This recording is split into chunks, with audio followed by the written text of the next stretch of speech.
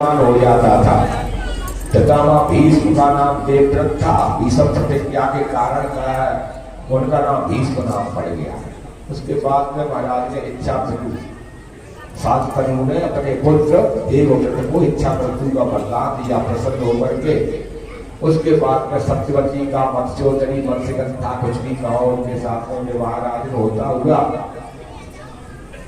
महाराज चित्रवीर विचित्रवीर होते हुए सत्यवती के द्वारा संतनों के हमारे पिता सुखदेव जी कह रहे हैं पराशर जो है कोई उन्हीं के द्वारा प्रकट होते हुए इसकी कथा को महाराज ने वर्णन किया है।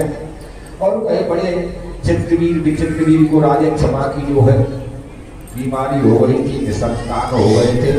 महाराज सत्यवती के कहने पर काशी नरेश की पुत्री अंबालिका तो चली गई थी। अंबिका के द्वारा और व्यास जी के दृष्टिपात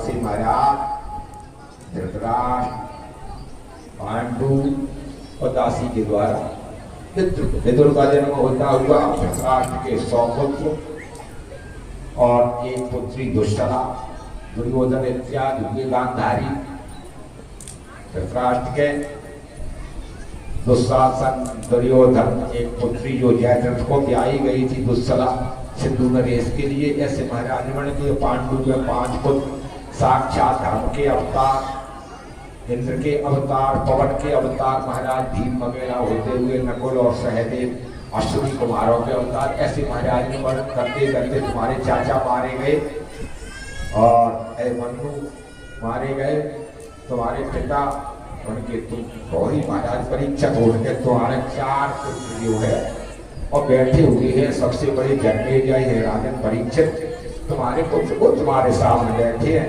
मैंने सूर्य वंश और चंद्र वंश का वर्णन सुना दिया। अब हम तुम्हें सबको मिल करके और वृंदावन में अब चलती है। अब वृंदावन की लीला 10 स्कंद, ये 9 स्कंद यहाँ हमारा समाप्त हो गए। नवदा भक्ति पहले नवदा भक्ति की तरह 9 स्कंद समाप्त। अब 10वां स्कंद महाराज भगवान का हृदय